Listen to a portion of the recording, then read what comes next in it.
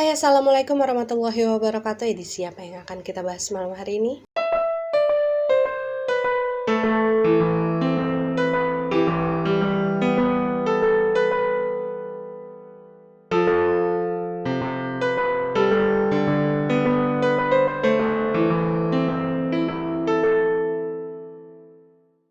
Ya, malam hari ini kita akan masuk lagi ke dalam edisi Dongeng Malam, dan kisah yang akan sama-sama kita dengarkan dalam edisi Dongeng Malam kali ini adalah kisah sesosok entitas yang bernama Wiwik, tapi saya biasa memanggil beliau adalah Embi ya, karena Embi itu bagi saya adalah perpaduan antara panggilan Mbak dan juga Bibi. Dan disclaimer dulu bagi kalian yang mungkin baru pertama kali nonton channel YouTube ini, bahwasanya edisi Dongeng Malam adalah edisi dimana kita akan sama-sama mendengarkan kisah dari sesosok entitas yang dulunya pernah hidup. Mengenai kalian akan percaya atau tidak mengenai kisah tersebut, itu adalah hak kalian sebagai penonton. Yang terpenting adalah bagaimana caranya kita bisa saling menghargai dan juga saling menebarkan energi yang positif. Dan ya, Mbak Wiwi ini adalah entitas yang saat meninggal itu sekitar usianya 50 tahunan lah ya. Beliau ini berasal dari lain kehidupan sekitar tahun 40-an. Dan kisah Mbak ini terjadi memang di kala kehidupan pada zaman itu masih tercampur antara orang-orang Belanda yang masih berusaha untuk menduduki Indonesia dan juga orang-orang Indonesia yang berusaha untuk merebut kemerdekaan dia. Jadi memang beliau ini hidup di antara masa-masa chaos yang terjadi di antara Belanda dan juga Indonesia. Dan yang perlu digarisbawahi di sini adalah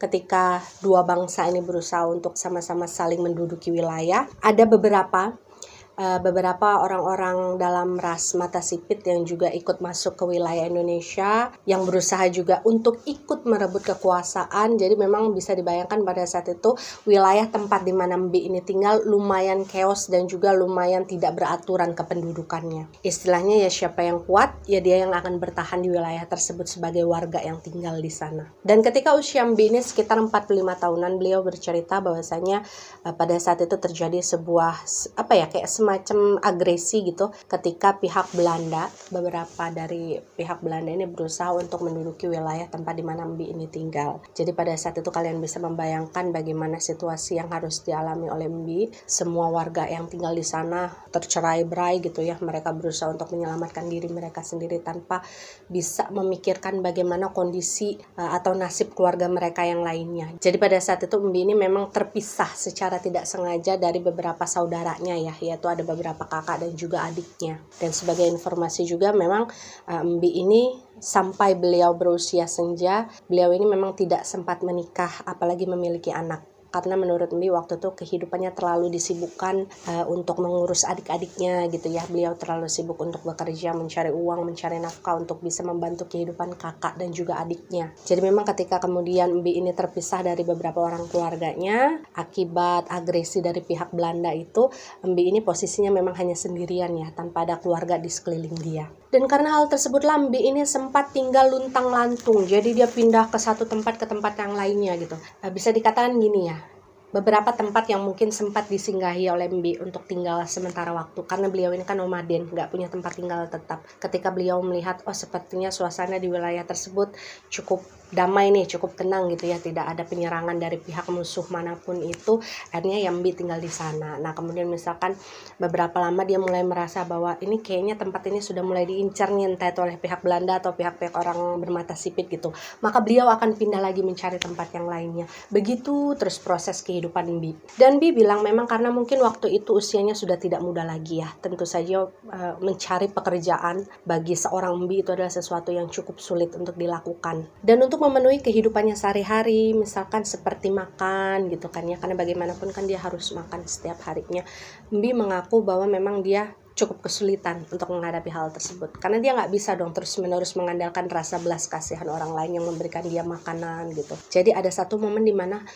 si Mbi ini pada akhirnya memutuskan untuk menjadi seorang pengemis, karena memang dia udah benar-benar putus asa gitu, dia nggak punya pekerjaan apapun itu lagi untuk menghasilkan uang. Dan ketika Mbi ini memutuskan untuk menjadi seorang pengemis, Mbi bilang itu hatinya sebenarnya bergejolak ya, karena dia berpikir gini, dia masih memiliki cukup tenaga, dia masih memiliki kesehatan lah, kenapa saya harus mengemis gitu. Jadi memang jiwa-jiwanya Mbi ini bukan jiwa-jiwa yang gampang untuk meminta-minta sebenarnya, cuman karena memang pada saat itu tidak memiliki jalan yang lain untuk bisa bertahan hidup gitu ya, akhirnya mau nggak mau terpaksa beliau ini dalam beberapa jangka waktunya harus menjadi seorang pengemis demi melanjutkan hidup. Dan itu sebenarnya nggak lama ya, sangat tidak lama, nggak nyampe setahun lah dalam proses tersebut. Dan Mbi ini gini, modelannya tuh gini ya, misalkan dia mengemis ya, dalam satu hari dia mendapatkan sejumlah uang misalkan, dan sejumlah uang itu dia pikir bisa nih untuk saya makan 1 minggu gitu ya, dan selama 1 minggu kemudian tuh dia nggak akan ngemis lagi, karena dia sebenarnya punya pride tersendiri di dalam diri dia nggak mau mengemis sebenarnya, dan sebisa mungkin dia mengemis itu sejarang yang dia bisa, tergantung dengan uang yang dia dapatkan dan bisa dia simpan untuk kehidupannya beberapa hari ke depan.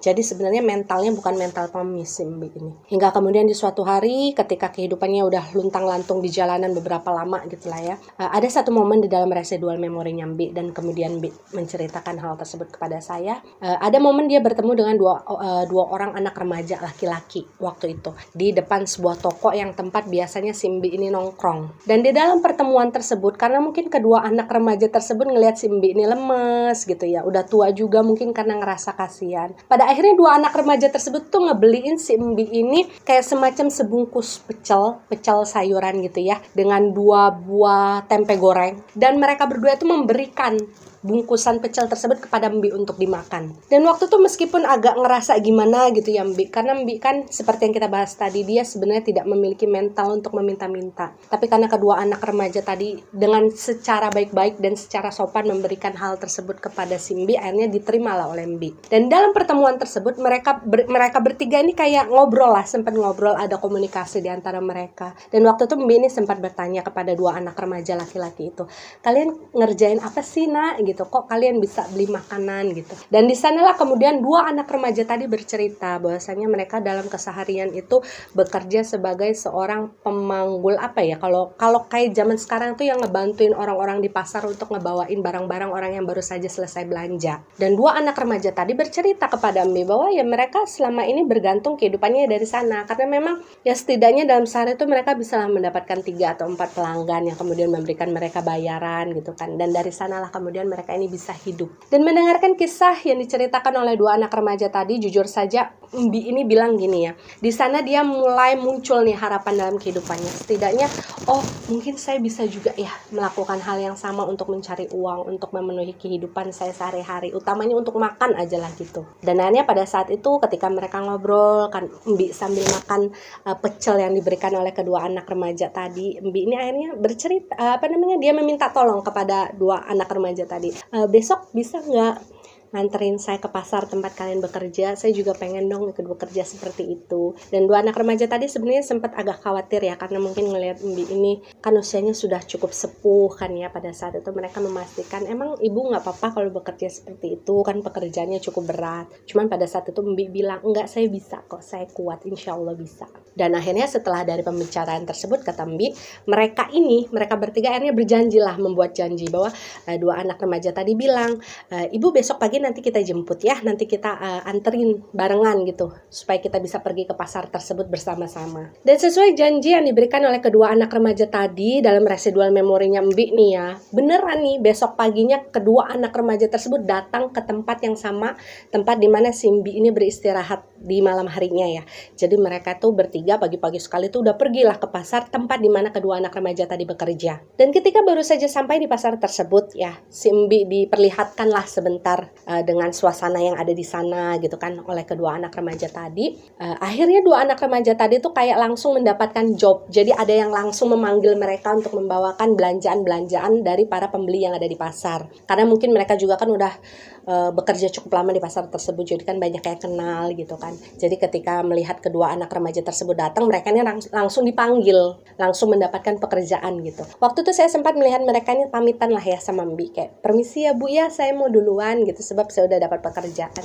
Dan Mbi bilang waktu itu, oh yaudah nggak apa-apa gitu kan. Dia bercerita bahwa saat dia ditinggal sendirian di dalam pasar tersebut, ya dia kayak semacam observasi lah ya, melihat keadaan sekeliling. Dia melihat ada beberapa orang juga memiliki pekerjaan yang sama dengan kedua orang remaja tadi. Dia mulai melihat, oh prosesnya begini ya kalau misalkan kita mau menawarkan jasa kita kepada orang lain. Oh ternyata begini ya proses dari para kuli pembawa barang itu mengantarkan barang-barang milik pembeli tadi menuju ke mobil atau menuju ke angkutan umum dari orang yang membayar jasa mereka. Jadi si Mbi itu belajar secara otodidak dalam penglihatannya waktu itu. Tapi yang namanya usaha ya, pastikan nggak selalu harus langsung menemukan jalan, tidak harus langsung laris gitu kan. Itulah yang dialami oleh Embi ketika dia berusaha untuk berikhtiar di pasar tersebut.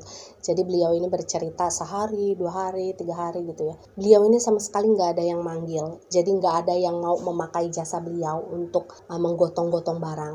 Tapi kalau tebakan saya sih sebenarnya mungkin karena orang ngerasa segan ya. Karena Embi ini kan secara penampilan fisik, secara dari luar gitu kita melihat beliau ini kan sudah sepuh. Mungkin orang ngerasa kayak nggak enak hati kali ya kalau misalkan kita mau nyuruh orang yang lebih tua untuk membawakan barang-barang. Jadi memang dalam beberapa hari baru awal gitu ya, ketika Simbi terjun dalam pekerjaan tersebut, dia ini benar-benar belum mendapatkan uang dari sana. Dan karena hal tersebut sebenarnya Mbi ini sudah kepikiran untuk menyerah. Jadi dia tuh sempat berpikir gini loh, apa saya pergi aja ya dari pasar ini, soalnya saya nggak ngerasain ada perkembangan apapun di sini. Cuma pada saat itu kalau kata Mbi, ada satu hal yang membuat Simbi ini pada akhirnya lagi dan lagi mengurungkan niatnya. Yang pertama adalah di pasar tersebut dia menemukan banyak orang yang bisa diajak ngobrol. Jadi banyak sekali orang-orang yang bernasib sama seperti dia, yang tidak memiliki keluarga, yang tidak memiliki tempat tinggal. Jadi benar-benar hanya memasrahkan diri kehidupan mereka di pasar tersebut. Dan yang kedua adalah kalau misalkan sebelumnya Mbi kan hidup luntang-lantung ya, kesana kesini nggak karuan gitu, dan ketika beliau ini kelaparan, beliau kesulitan untuk mencari uang sekedar untuk membeli makanan. Tapi ketika beliau ada di pasar, ada satu keuntungan yang sebelumnya tidak dirasakan oleh Mbi, yaitu kapanpun dia merasa lapar, dia bisa menemukan sisa-sisa sayuran dimanapun dia berada. Jadi kayak sekedar timun, tomat, wortel, kol gitu, itu gampang gitu Mbi nemu, dan itu bisa dia makan kapanpun ketika dia merasa lapar. Jadilah pada saat itu Mbi ini berpikir untuk ya udahlah, saya pasrah aja di sini. Toh walaupun saya tidak mendapatkan uang dari pekerjaan yang sedang saya geluti, setidaknya saya nggak kelaparan. Dan sedikit menceritakan bagaimana situasi pasar tempat di mana Mbi waktu itu mencari pekerjaannya, supaya kalian juga bisa membayangkan barangkali sampai energinya ke kalian. Itu pasar adalah salah satu pasar terbesar yang ada di wilayah tersebut. Mungkin kalau zaman sekarang bisa dibilang kayak semacam pasar induk gitu ya. Dan semua orang yang melakukan kayak semacam kegiatan jual beli itu hampir keseluruhannya pusatnya di sana. Jadi Mbi bilang di sana itu, di pasar tersebut ya, dia bisa dengan mudah melihat orang itu entah dari berbagai ras lah gitu ya, itu bercampur aduk di sana. Ada orang Belanda, ada orang Indonesia, ada juga beberapa orang bermata sipit, tapi tidak sebanyak orang-orang Belanda pada saat itu. Dan Bi melihat sekali bagaimana suasana ada orang-orang Belanda yang belanja sambil membawa asisten rumah tangga mereka gitu kan misalkan. Begitu juga orang-orang Jawa Ningrat, yang waktu itu kan kalau orang-orang Jawa Ningrat itu dibedakan dari pakaiannya kalau kata Bi. Jadi pakaian entah itu kebaya, entah itu kain jariknya itu beda aja pokoknya kalau misalkan dibandingkan dengan orang-orang pribumi yang dari kelas biasa aja gitu. Dan hal tersebut yang sering dilihat oleh Mbi itu berlalu lalang masuk keluar dari pasar itu. Dan satu hal yang perlu kita garis bawahi dalam ceritanya Mbi adalah ketika Mbi ini mulai menyadari orang-orang bermata sipit itu kok makin lama makin banyak gitu ya yang masuk wilayah tersebut. Dan Mbi bilang sebenarnya ketika dia berada di pasar tersebut, dia banyak kenalan, dia banyak ngobrol dengan orang-orang yang ada di sana. Dan rata-rata orang yang ada di sana itu tidak terlalu menyukai keberadaan orang-orang bermata sipit. Karena kalau menurut Mbi ya, garis bawah ini menurut Mbi lo ya, jangan nanti ada judgement yang gimana-gimana gitu kan, jangan ngerasa tersinggung gitu. Karena menurut mereka pada saat itu orang bermata sipit itu kalau ngomong itu agak kasar ya. Jadi kalau ngomong itu asal ngejeplak, nggak mikirin perasaan orang lain. Terus terkenal pelitnya mereka kalau misalkan membeli bahan makanan gitu ya, itu nawarnya gila-gilaan dan rasisnya luar biasa. Dan proses Mbi menjalani hidup di dalam pasar tersebut sebenarnya apa ya, kalau terlihat dari residual memorinya Mbi, beliau ini sudah sangat mudahnya ya. Kita terkadang melihat ada orang yang diposisikan dalam kehidupan yang kekurangan segala sesuatunya, tapi beliau menerima dengan ikhlas gitu ya. Jadi ketika saya melihat residual memorinya si Mbi, ketika dia tidak memiliki keluarga, tidak memiliki rumah, dan beliau hanya tidur di pasar tersebut di sembarangan tempat gitu kan. Beliau makan ya seketemunya aja, sisa-sisa sayuran yang ada di sana. Tapi pada saat itu saya merasakan energi bahagianya itu tetap ada. Beliau memiliki banyak teman di sana. Beliau itu kayak dihormati lah sama pekerja-pekerja yang setipe dengan dia tapi usianya jauh lebih muda. Jadi di beberapa momen residual memorinya si Embi ini saya melihat beliau ini sering ditraktir sama kayak anak-anak muda yang bekerja sebagai kuli panggul juga. Sering dibeliin kayak semacam es bonbon ya namanya kalau zaman dulu, yang es dibungkus plastik kemudian bentuknya kayak tabung gitu.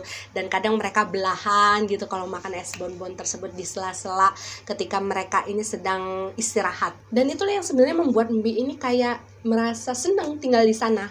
Walaupun sebenarnya kalau kita melihat dari kacamata keseluruhan ya beliau itu hidup dalam kekurangan. Meskipun pada saat itu Embi ini sempat bilang ya, setiap kali misalkan dia gabung nih sama teman-temannya yang lain, kemudian teman-temannya yang lain itu dipanggil sama orang untuk dimintai jasanya membantu mereka gitu kan. Itu sempatlah timbul ada kayak rasa iri gitu ya di hati Embi. Iri dalam artian gini, kapan ya saya dipanggil kayak gitu juga? Kapan ya saya bisa mendapatkan pekerjaan begitu juga? Karena Embi ini pengen ngerasain gimana sih rasanya dapat uang sendiri. Dan penantian Embi itu akhirnya berbuah dengan manis ketika mungkin sekitar 10 harian Embi nongkrong di pasar tersebut tanpa ada panggilan pekerjaan untuk dia gitu kan. Akhirnya di hari ke-10 atau ke-11 gitu kata Embi, posisinya pada saat itu Embi ini lagi bengong aja gitu, lagi berdiri di dekat pintu keluar dari pasar tersebut. Dia lagi memperhatikan keadaan sekitar gitu kan, sambil ngeliat kira-kira mana nih orang yang bisa dia tawarkan jasanya. Nah ketika itu Embi ini mendapatkan panggilan akhirnya dari seorang ibu-ibu pribumi ya, ibu-ibu lokal yang waktu itu memang kelihatan sangat kesulitan dengan barang-barang yang dia bawa dari pasar. Dan waktu itu Embi bercerita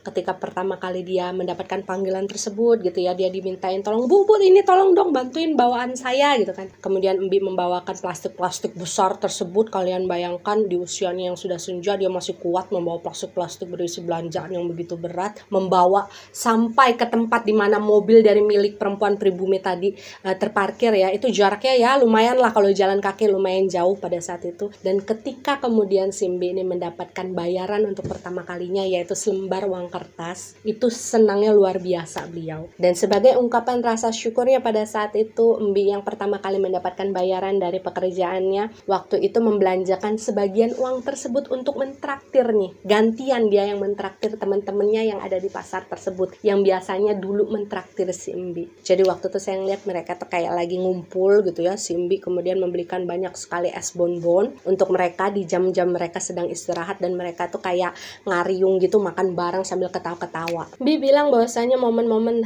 menyenangkan seperti itu adalah kenangan yang tidak pernah bisa dia lupakan. Salah satu kenangan yang tidak bisa dia lupakan di dalam kehidupannya, bahkan sampai ketika beliau sudah menjadi entitas sekarang. Dan saya sempat bertanya kepada beliau, apakah pekerjaan semacam itu tidak terasa terlalu berat bagi Embi yang sebenarnya kalau secara usia kan beliau sudah cukup tua. Tapi Embi waktu itu bilang bahwa sejatinya manusia itu pasti selalu kuat lah mengerjakan apapun, apalagi posisinya kepepet. Tapi yang membedakan adalah keinginan dari manusia tersebut, ada niat apa enggak sebenarnya. Sebab kalau menurut Embi, setiap kali manusia memiliki niat, di sanalah pasti manusia tersebut bisa untuk melakukannya. Dan Embi pun bercerita ya, ketika dia menjalani proses kehidupannya di dalam pasar, dia mengenal banyak tipe-tipe orang, dia membantu banyak macam orang, ada yang memberikan dia tips banyak, ada yang memberikan dia tips ya sedikit. Karena kan memang Simbi ini tidak pernah mematok harga gitu ya, berapa yang harus diberikan oleh orang yang memakai jasanya pada saat itu. Jadi benar-benar sesukarela, orang yang memanggil Embi aja mau ngasih berapa. Dan waktu itu Embi bilang bahkan ada nih ya, tapi beliau tidak bersedia menceritakan apakah itu orang bule atau itu orang pribumi gitu. Ada nih beberapa yang memakai jasa beliau tapi pura-pura kayak nggak ingat untuk bayar. Tiba-tiba ketika Embi udah selesai membawakan barangnya ke kendaraan mereka, orang tersebut pergi begitu aja tanpa memberikan sepeser pun uang bayaran kepada Embi. Tapi waktu itu Embi bilang ya, meskipun hal tersebut beberapa kali terjadi kepada dia, ya udah dia ya apa ya istilahnya gini loh, Embi selalu bilang bahwasanya rezeki itu sudah diatur sama Gusti Allah. Jadi misalkan kalau hari ini saya tidak mendapatkan uang gitu kan, meskipun seharusnya saya berhak mendapatkan uang tersebut, ya sudah, saya percaya bahwasanya besok saya pasti akan digantikan rezekinya berlebih oleh Gusti Allah. Hingga kemudian perjalanannya pada saat itu mungkin sekitar 3-4 bulan ya, karena saya merasa bahwasanya lompatan dari setiap residual energi yang ada di dalam dirinya Embi ini gak terlalu jauh. Jadi paling sekitar 3 atau 4 bulan kemudian, itu akhirnya si Embi dipertemukan lah dengan seorang perempuan Belanda, pure blood ya, orang Belanda yang bernama Monica. Dan pada saat itu sebenarnya ketika pertama kali Embi ini bertemu dengan Monica, waktu itu Monica ini nggak memanggil Embi untuk memakai jasanya si Embi ya. Cuma waktu itu posisinya memang Embi ini sedang melihat Monica berbelanja di pasar tersebut dan kelihatan sangat kerepotan dengan barang-barang bawaannya. Karena apa? Ketika pertama kali Embi bertemu dengan Monica, waktu itu posisinya si Monica ini sedang hamil, jadi perutnya tuh udah kelihatan agak membuncit. Dan karena rasa kasihan tersebut, akhirnya Embi ini berinisiatif lah untuk datang menghampiri si Monica, hanya sekedar untuk menanyakan, "Ibu, kira-kira perlu bantuan saya atau enggak?" Dan waktu itu kalau kata Embi ya, ketika pertama kali melihat Embi menghampiri dia gitu, itu kesan pertama yang diperlihatkan oleh sosok Monica ini memang sangat ramah. Jadi beliau itu langsung tersenyum kepada Embi. Apa ya, kayak langsung berterima kasih lah atas bantuan yang ditawarkan oleh Embi. Dan memang waktu itu akhirnya si Monica ini meminta bantuan kepada Embi untuk membawa beberapa barang yang waktu itu sudah selesai dia belanjakan, karena memang kan dia agak kesulitan untuk mengangkat semuanya. Dan dalam pertemuan pertama tersebut ya, Embi ini bilang ketika dia mengantarkan si Monica dengan beberapa barang belanjaannya menuju tempat di mana mobilnya si Monica ini diparkirkan. Di situ tuh si Monica ini udah bicara banyak kepada Embi. Jadi kayak ngajak ngobrol gitu. Orangnya tuh benar-benar humble dan menceritakan segala sesuatu hal tentang diri dia. Bahkan pada saat itu Monica sempat menanyakan ya beberapa hal-hal sederhana lah ya kepada Embi. Seperti nama Embi itu siapa, kemudian Embi tinggalnya di mana, sudah bekerja berapa lama di pasar tersebut. Dan dalam perbincangan tersebut bahkan Monica ini akhirnya menceritakan bahwasanya, "Oh iya, saya dan suami saya baru pindah ke wilayah tersebut. Kami baru beberapa bulan belakangan ini tinggal di sini setelah beberapa tahun sebelumnya tinggal di kota lain." Monica bercerita waktu itu bahwasanya itu adalah kehamilan pertama dia setelah sudah sekitar 5 tahun dia menikah tapi belum juga dikaruniai anak. Jadi memang ketika Simbi bertemu dengan Monica yang waktu itu sedang hamil, nah itu adalah kehamilan pertamanya si Monica. Dan karena memang Monica mengaku bahwa dia bukan orang yang senang berdiam diri di rumah gitu, nggak ngapa-ngapain. Akhirnya si Monica ini memang bercerita dialah yang memutuskan untuk datang gitu ya, sering berbelanja ke pasar sendirian, meskipun sebenarnya suaminya juga udah sempat ngelarang karena kan khawatir dengan kondisi istrinya. Tapi memang Monica ini yang bersikeras untuk pergi ke pasar belanja sendiri segala sesuatu keperluan dia yang ada di rumah. Karena Monica bilang memang sejak awal-awal menikah dia ini agak sulit untuk untuk bisa makan makanan yang tidak dimasak sendiri oleh dia. Dan ketika di akhir pembicaraan, ketika Embi ini sudah selesai memasukkan barang-barang milik Monica yang dia bantu bawa, akhirnya si Monica ini bilang lah sama Simbi. Dia sempat bertanya begini, "Ibu besok kira-kira masih bekerja di pasar gitu kan? Kalau misalkan saya besok-besok belanja di pasar ini lagi, apakah kira-kira saya bisa bertemu dengan ibu lagi?" Dan waktu itu Embi mengangguk, "Iya bisa, saya memang setiap hari bekerja di sini." Dan ketika Embi mengangguk mengatakan bahwa iya dia akan bekerja di sana setiap hari, waktu itu Monica tuh langsung bilang, "Berarti nanti kalau misalkan sewaktu-waktu saya belanja lagi di sini, saya pengen ketemu ibu ya, saya pengen belanjaan saya dibantu dibawain oleh ibu aja, karena bagi saya ibu ini orang yang baik, saya suka ngobrol dengan ibu." Dan kata Embi pada saat itu ketika dia mendapatkan apresiasi yang bagi dia saat itu sangat berharga ya, Embi bilang untuk pertama kalinya dia merasa kayak dimanusiakan oleh manusia. Kenapa Embi bilang bahwasanya dia merasa seperti dimanusiakan oleh manusia? Gini, saya sedikit menceritakan bagaimana kehidupan masa lalunya Embi ketika dia muda dulu ya, bekerja demi keluarganya menjadi tulang punggung. Dia ini terbiasa untuk bekerja sebagai seorang asisten rumah tangga di beberapa orang yang berbeda-beda. Dengan kata lain, dia sudah berpengalaman untuk diperlakukan dengan cara yang tidak baik oleh orang-orang yang pada saat itu dia panggil sebagai seorang majikan. Dan entah itu orang bule ataupun orang pribumi, Embi ini selalu mengatakan bahwasanya hampir keseluruhan dari mereka semua itu selalu memperlakukan asisten rumah tangganya dengan tidak baik ya, tidak layak, tidak seperti halnya manusia. Jadi mereka ini benar-benar disudutkan secara kasta, tuh mereka benar-benar dibedakan. Dan kembali lagi ke dalam kisah Embi dan juga Monica pada saat setelah pertemuan pertama mereka waktu itu, menurut Embi memang seperti apa yang Monica katakan bahwasanya setiap kali Monica ini datang ke pasar untuk berbelanja, pasti yang dicari itu adalah Embi untuk membantunya. Karena pada saat itu Monica juga memang akhirnya tahu di mana-mana saja tempatnya Embi ini biasanya nongkrong untuk menawarkan jasanya dia kepada pembeli-pembeli yang ada di pasar. Dan kata Embi sendiri waktu itu Monica ini memang sangat rajin untuk berbelanja ke pasar. Mungkin dalam semingguan bisa 4-5 kalian beliau itu datang ke pasar untuk berbelanja. Dan di di dalam setiap residual memorinya Embi tentang diri Monica, saya bisa merasakan bahwasanya Monica ini seperti memiliki tempat yang spesial di hatinya Embi. Jadi kayak mereka tuh sudah semacam memiliki ikatan batin. Embi ini mungkin sudah menganggap Monica itu sebagai seseorang yang sangat baik kepada dia. Jadi Embi itu sudah sayang gitu ya sama Monica, terlebih lagi pada saat itu Monica itu kan dalam keadaan hamil. Dan kalau kata Embi, setiap kali kemudian Monica ini memanggil Embi gitu ya untuk menemani dia berbelanja, membawakan belanjaan tersebut kembali ke mobil yang diparkir oleh si Monica di luar.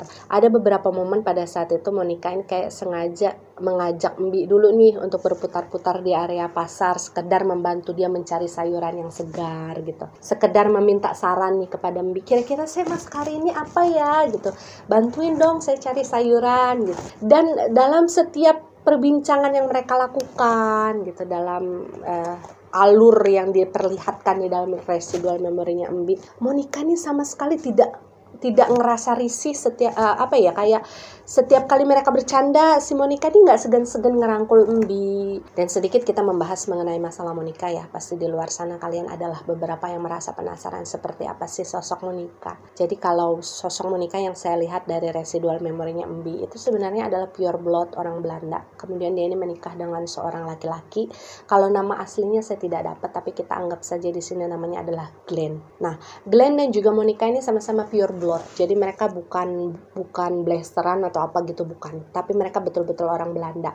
Hanya saja mereka memang sudah dilahirkan dan dibesarkan di Indonesia karena memang sebelumnya kakek neneknya mereka itu sudah tinggal di Indonesia. Jadi memang sudah beberapa keturunan. Karena kan pada saat itu memang Belanda sudah sangat lama ada di Indonesia. Jadi memang secara kehidupan, entah itu secara makanan, secara cita rasa, secara kebudayaan, bahasa, Monica dan Glenn ini udah benar-benar sangat Indonesia meskipun mereka adalah benar-benar pure darah Belanda. Dan memang ketika dulunya si Embi ini pertama kali bertemu dengan Monica ya, kalian ingat kan Embi sudah tahu bahwa waktu itu si Monica ini sedang hamil karena memang perutnya kan sudah kelihatan mulai membuncit. Tapi pada saat itu Embi ini kayak belum pasti banget ketika pertama kali bertemu itu si Monica ini sebenarnya sudah mengandung beberapa bulan sih gitu. Dan memang proses ketika mereka kemudian saling bertemu, Embi juga membantu Monica setiap kali si Monica ini belanja ke pasar, pada akhirnya membawa si Embi ini menemani perjalanan kehamilannya Monica sampai si Monica ini sudah menginjak usia kehamilan yang 9 bulan, hampir melahirkan. Jadi di sini kalian bisa membayangkan lah ya sekitar berapa bulan sih sebenarnya Embi dan juga si Monica ini saling berkomunikasi satu sama lain. Dan menginjak usia kehamilan yang ke-9 bulan, pada saat itu situasinya Embi ini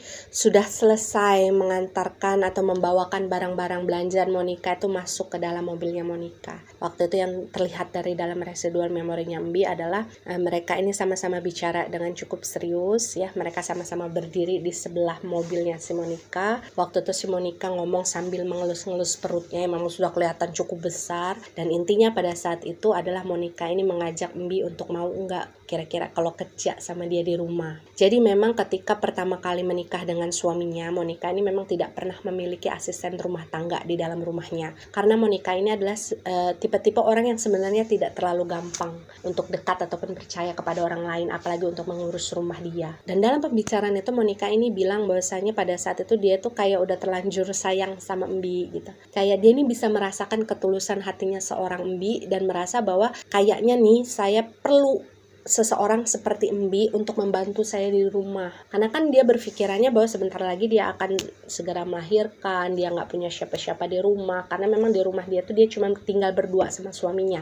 nggak sama orang tuanya ataupun mertua. Dan waktu itu Monica nih bilang sama Embi bahwa mungkin dalam beberapa bulan ke depan dia nggak akan bisa datang lagi ke pasar karena memang kan dia harus melahirkan dalam bulan-bulan tersebut atau mungkin paling lambat adalah bulan depan. Kemudian dia juga memerlukan waktu untuk pemulihan setelah melahirkan. Jadi semisal Embi ini tidak bersedia untuk bekerja di rumahnya si Monica gitu kan, otomatis mereka ya udah kita nggak akan bisa ketemu dulu dalam beberapa waktu nih Embi. Monica bahkan sempat bilang bahwasanya nantinya nih kalau misalkan Embi bekerja di rumah dia nggak akan nyuruh hal yang macam-macam kepada Embi. Maksudnya menyuruh hal-hal yang sekiranya bisa membuat Embi ini ngerasa kecapean. Karena kan kita tahu semua Embi usianya sudah tidak muda lagi. Ibaratnya si Embi ini cuma disuruh untuk nemenin Monica Monica aja lah dalam keseharian dia di rumah. Dan mungkin ketika si Monica sesekali nanti setelah melahirkan merasa kerepotan dengan bayinya, Embi ini bisa bantuin lah dikit-dikit. Jadi bukan kayak murni si Monica ini nyuruh, kamu jadi pembantu saya di rumah ya gitu. Enggak, cuma sekedar buat nemenin Monica doang. Dan pada saat itu Embi bilang matanya sampai berkaca-kaca ketika dia mendengar penawaran pekerjaan yang diberikan oleh Monica. Karena dia gak pernah membayangkan dia akan sampai di titik tersebut. Dia ditawarkan gaji yang cukup besar, kemudian dia bebas makan, dia bebas tidur,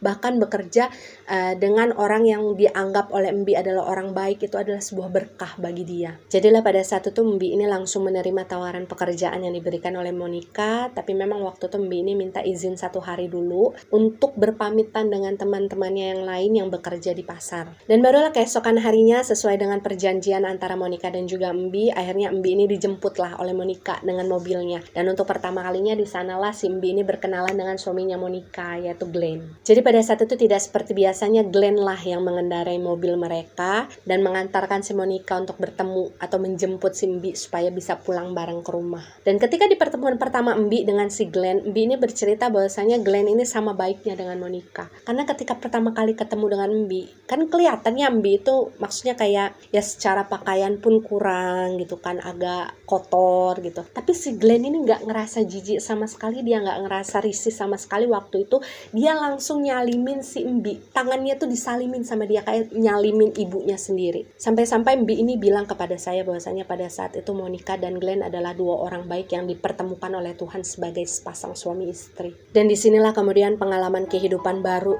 milik Embi ya, dia lewati ketika dia menjadi asisten rumah tangga di rumahnya si Monica dan juga si Glenn. Embi bercerita ketika dia bekerja di sana, dia sama sekali tidak dituntut untuk melakukan hal ini, hal itu, hal ini, hal itu gitu. Enggak sama sekali. Jadi kayak Monica dan Glenn ini membebaskan aja, Embi mau melakukan apa aja terserah. Bahkan saking baiknya Monica dan Glenn, pada saat itu mereka ini bilang ke Embi, Embi jangan capek-capek kerjanya, Embi sudah tua, saya tidak tega. Jadi seperti yang dibilang oleh Monica sebelumnya, yang terpenting bagi dia itu adalah keberadaan Embi itu bisa nemenin dia di rumah, karena kan ketika dia mau melahirkan dia nggak bisa kemana-mana lagi. Tapi karena pada saat itu setiap apa yang dikerjakan oleh Embi ini selalu dilarang gitu ya sama Monica, kayak aduh Embi jangan ngelakuin gitu kan, jangan nggak perlu ngelakuin itu gitu. Nah si Embi ini kan jadi ngerasa nggak enak ya, karena bagaimanapun dia tuh kayak ngerasa memiliki tanggung jawab untuk bekerja di rumah tersebut. Embi ini berpikir bahwa saya harus tetap melakukan sesuatu karena saya sudah digaji di sini. Jadi pada saat itu untuk mensiasatinya, si Embi ini pada akhirnya sebelum subuh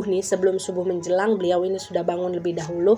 Beliau mengerjakanlah pekerjaan rumah yang ada di sana, kayak mencuci baju, mencuci piring, bebersih rumah, nyapu, ngepel segala macam. Dan ketika kemudian pagi datang sekitar jam 7 jam 8, si Monica dan juga si Glenn ini sudah bangun karena Glenn kan harus bekerja ya. Di sanalah pekerjaan rumah yang seharusnya menjadi tanggung jawabnya Embi itu sudah selesai semua dilakukan. Kemudian ada satu kebiasaan Monica yang tidak pernah lepas atau tidak pernah lupa dia lakukan setiap kali Embi ini selesai melakukan sesuatu gitu ya, atau membantu melakukan hal-hal kecil sebenarnya kepada Monica, misalkan seperti mengambilkan gelas, mengambilkan sendok, mengambilkan piring gitu. Si Monica ini nggak pernah lupa untuk selalu mengucapkan Dangze Mama, atau kalau bahasa kita kayak terima kasih ya Bu gitu. Jadi hal tersebut itu kalau menurut Embi sesuatu yang sangat membuat dia tuh kayak ngerasa dihargai. Padahal posisi dia pada saat itu hanyalah asisten rumah tangga kan di rumah tersebut, dan si Monica itu adalah majikannya. Dan tak hanya sampai di sana, perlakuan baik yang diberikan oleh Monica dan juga Glenn kepada Embi adalah ketika mereka misalkan lagi makan ya, entah itu sarapan, makan siang atau makan malam, setiap kali Embi ini sudah selesai bantu masak-masak gitu kan, dia menghidangkan makanan di meja makan, Monica ini selalu memanggil Embi untuk mau bergabung makan bareng mereka. Jadi mereka tuh makan satu meja, dan Monica selalu marah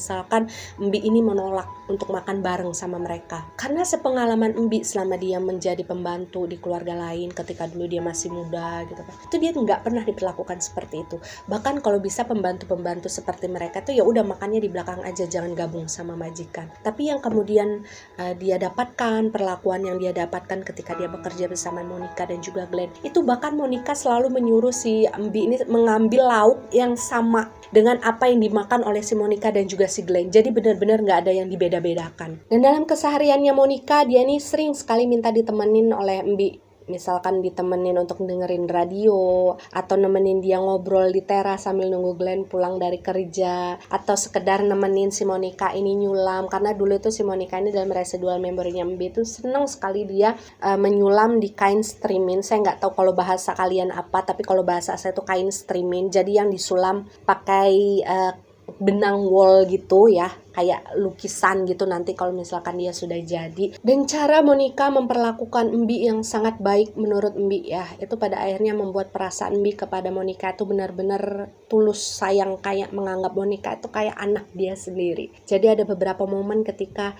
si Mbi ini ngelihat si Monica misalkan lagi serius, dia lagi nyulam gitu ya, Mbi kan ngelihat kakinya Monica waktu itu agak bengkak karena dia lagi hamil. Nah Mbi ini selalu berinisiatif untuk mengambil kakinya Monica untuk dia pijitin. Dan awalnya Monica itu keberatan karena dia ngerasa, oh jangan, ini nggak sopan gitu kan, karena mungkin dia ngerasa jauh usianya lebih muda daripada Mbi, masa Mbi yang mijet kaki saya gitu. Cuma pada saat itu Mbi berusaha meyakinkan kepada Monica bahwasanya pijatan itu bisa untuk membuat orang hamil merasa lebih nyaman gitu kan. Dan pada akhirnya si Monica itu mengizinkan hal tersebut dan bahkan ketagihan. Dan saking sayangnya Mbi kepada Monica ya, sampai kemudian kehidupan Mbi berakhir, energi beliau sekarang sudah berubah menjadi sesosok entitas. Beliau ini sampai mengingat setiap kesukaan yang dimiliki oleh Monica. Di antaranya nih yang beliau ceritakan kepada saya adalah Monica ini sangat suka dipijit kakinya ketika dia ngerasa pegel. Kemudian yang kedua, Monica ini suka sekali dengan tumis kangkung buatannya si Mbi. Kemudian yang tiga, si Monica ini sering sekali minum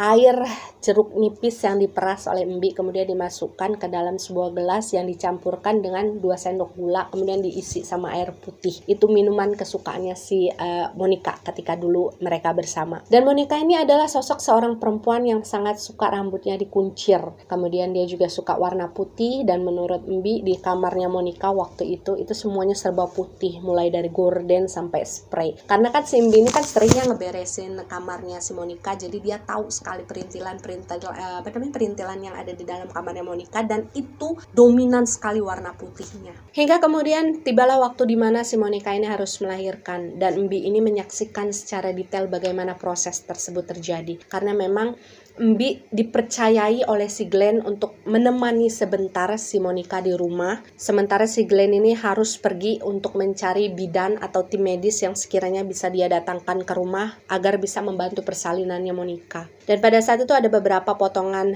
residual memorinya Mbi ketika dia menemani si Monica di pinggir ranjang gitu ya, sambil ngusap-ngusap punggungnya Monica, sambil ngusap-ngusap keningnya Monica yang waktu itu memang sudah jejeritan histeris karena ngerasa sakit kan dengan kontraksi yang dia rasakan. Dan Mbi bilang waktu si Monica ini ingin melahirkan di sana, dia ngerasa was-was tuh sama kayak dia ngerasain kayak lagi nungguin seolah-olah Monica itu adalah anak dia gitu. Karena memang kan selama ini si Mbi sudah menganggap Monica itu sebagai anaknya. Hingga kemudian ada seorang bidan yang berhasil dibawa oleh Glenn untuk datang ke rumah dan membantu persalinan tersebut. Akhirnya Mbi kan keluar ya dari kamar itu untuk fokus berdoa, mendoakan keselamatannya si Monica dan juga bayinya. Waktu itu ada potongan residual memory yang cukup unik ya. Ketika kemudian Mbi ini sholat di depan kamarnya Monica ya, di dekat daerah situlah pokoknya beliau ini sholat. Kemudian si Glenn ini berdoa dengan patung salib yang ada di dekat sana juga gitu. Jadi mereka berdua ini sama-sama berdoa kepada Tuhan dengan dua cara yang berbeda menurut kepercayaannya mereka masing-masing. Jaraknya cukup lama karena memang mungkin itu adalah persalinan Monica yang pertama ya. Jadi memang antara kontraksi sampai kemudian persalinan itu terjadi jaraknya cukup lama, dan beberapa kali si Glenn ini memang keluar masuk gitu ya. Mungkin dia ingin memastikan bagaimana kondisi yang saat itu terjadi kepada istrinya. Sementara kalau Mbi kan dia masih terlalu segan ya untuk melakukan hal tersebut. Jadi beliau hanya duduk aja di ruang tengah sambil menunggu kabar. Hingga kemudian suara tangisan seorang bayi akhirnya terdengar di dalam rumah tersebut. Mbi itu rasa bahagianya luar biasa, dan pada saat itu ada memori di mana kemudian si Glenn ini terlihat berlari dari arah kamarnya si Monica waktu itu. Dia berlari ke arah Mbi, kemudian dia memeluk si Mbi ya, kayak seorang anak yang memeluk ibunya sendiri, dan memberikan kabar kepada Mbi, Mbi istri saya sudah melahirkan, anaknya laki-laki, mereka berdua sehat tanpa kurang satu apapun. Dan di hari tersebutlah, dini hari lah ya kalau yang saya lihat, karena itu terlihat masih sangat gelap gitu di sekitar rumah mereka. Ketika si Monica sudah selesai melahirkan gitu, sudah selesai dibersihkan, nggak lama kemudian ada beberapa anggota keluarganya Monica dan juga Glenn yang datang untuk menjenguk. Dan pada saat itu kalau kata Mbi, yang datang pertama kali itu adalah orang tuanya Glenn, kemudian ibunya si Monica, karena memang waktu itu Monica ini ayahnya sudah meninggal dunia, jadi hanya tersisa si ibunya aja. Dan Mbi bercerita bahwasanya bagaimana orang tua dari Glenn maupun dari si Monica itu sama-sama memperlakukan Mbi dengan sangat baik. Jadi kan pada saat itu untuk pertama kalinya mereka berkenalan dong ya, otomatis. Dan ketika si Mbi ini melihat bagaimana sikap dan perilaku dari kedua orang tuanya si Glenn dan juga si Monica yang sangat baik kepada dia, Mbi bilang pada waktu itu, saya akhirnya tahu bagaimana si Monica dan juga Glenn ini bisa tumbuh menjadi dua orang yang memiliki kepribadian sangat baik kepada orang, tidak membeda-bedakan orang gitu ya.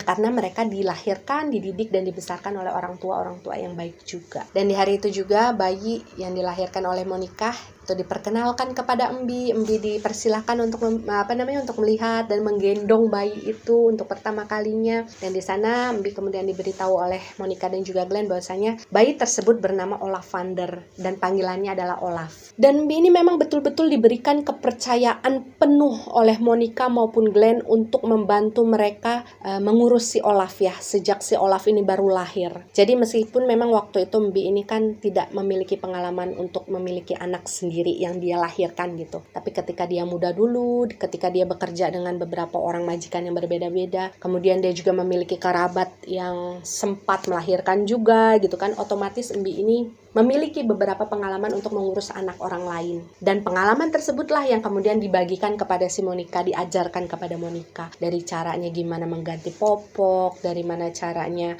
memandikan bayi yang benar gitu.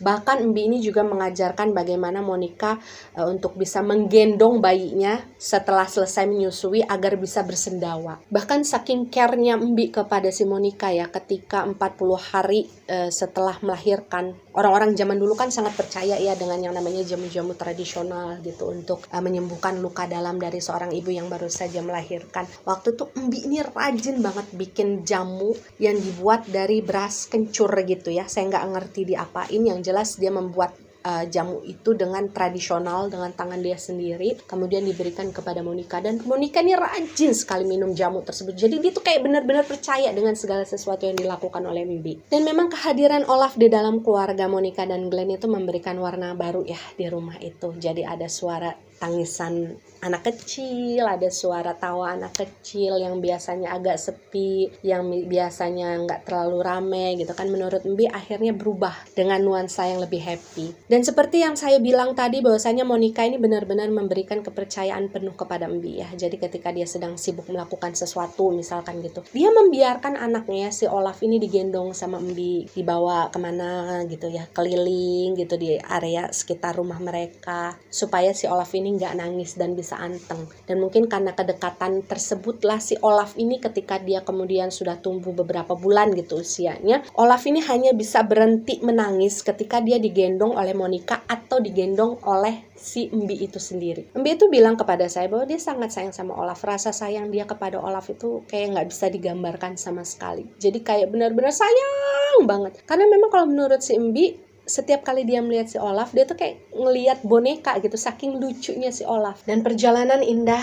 mengenai kehidupan Mbi, Olaf, Monica, dan Glenn itu sayangnya hanya berjalan sekitar 3 tahunan. Karena yang saya tangkap dari salah satu momen residual memorinya Mbi ya, itu sempat ada sebuah pesta ulang tahun yang diadakan oleh Monica dan Glenn untuk si Olaf waktu itu, dan saya melihat ada angka 3 di sana. Olaf ini berulang tahun yang ketiga, dan waktu itu kata Mbi dia sempat memberikan sebuah kado sepasang sepatu yang sengaja Mbi beli dari uang hasil simpanannya sendiri, tanpa sama sekali berpikir, tanpa sama sekali memiliki firasat bahwasanya itu adalah ulang tahun terakhir yang bisa dia rayakan bersama Olaf, Monica, dan Glenn secara lengkap. Dan disinilah mimpi buruk tersebut terjadi ya. Jadi di suatu malam ketika si Mbi ini sudah selesai menemani Olaf, karena memang kebiasaannya gini, setiap malam mungkin sekitar jam 8-an gitu, Mbi ini akan menemani Olaf di kamar pribadinya Olaf. Jadi meskipun Olaf ini masih kecil, dia sudah punya kamar pribadi, dia sudah tidur mandiri di tempat dia. Nah, Mbi ini biasanya akan nemenin Olaf ini main di dalam kamar tersebut. Kemudian kayak ya ngobrol lah, chit-chat sedikit gitu, ngajarin ngomong. Kan waktu itu si Olaf belum bisa ngomong lancar ya, karena usianya masih 3 tahun. Nanti kalau misalkan Olaf sudah ketiduran, kecapean, baru diangkat sama si Mbi untuk tidur di dalam cribnya dia. Jadi kayak ranjang yang ada pagar di kanan kirinya gitulah.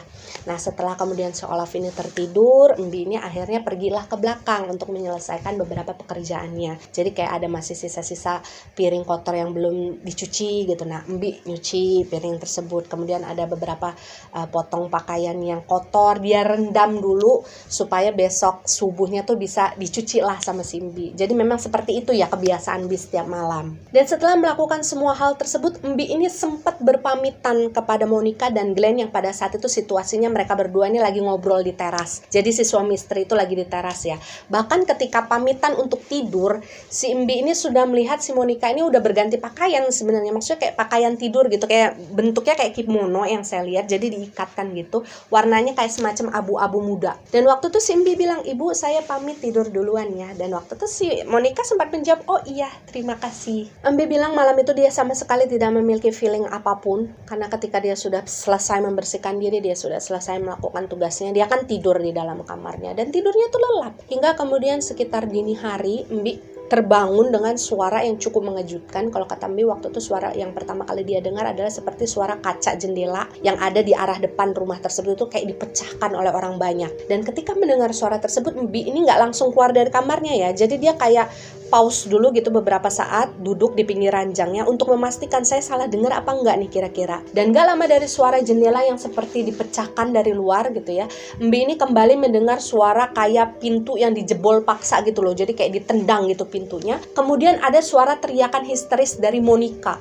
Dan pada saat itulah akhirnya si Mbi ini memutuskan untuk keluar dari kamarnya untuk melihat apa yang terjadi, meskipun kalau kata Mbi waktu itu jantungnya udah berdebar cepat. Jadi dia juga ketakutan sebenarnya. Dan ketika dia keluar dari kamarnya, Mbi ini bercerita hal pertama yang dia lihat pada saat itu adalah posisinya si Monica dan Glenn ini sedang dikepung di ruang tengah oleh beberapa orang bermata sipit yang pada saat itu berseragam sambil membawa beberapa senjata. Bahkan waktu itu yang dilihat oleh Mbi adalah Glenn itu berdiri di tengah ruangan, sementara si Monica itu agak belakang ya. Gak ada yang mengawasi Monica waktu itu, tapi Monica lagi pegangan sama baju suaminya karena dia ngerasa ketakutan. Dan pada saat itu di keningnya si Glenn itu sudah ditodongkan senjata tajam oleh seseorang yang bermata sipit tadi. Dan mungkin pada saat itu suara pintu kamarnya Mbi yang dibuka itu terdengar oleh Monica. Jadi ketika si Mbi ini keluar ngintip gitu ya dari bagian belakang rumah, dari ruangan belakang, Monica ini nengok ke belakang. Dan ketika Monica memastikan bahwa pada saat itu ada Mbi di sekitar mereka menyaksikan segala sesuatu yang terjadi malam itu dengan mata kepalanya, akhirnya si Monica ini memanfaatkan waktu yang dia punya untuk menyampaikan pesan-pesan yang ingin dia sampaikan kepada Mbi. Jadi dia ini menyelinap gitu ya di antara kepungan-kepungan orang tersebut. Dia nyamperin si Mbi, ngomong dengan sangat cepat dan sangat terburu-buru, yang pada intinya waktu itu adalah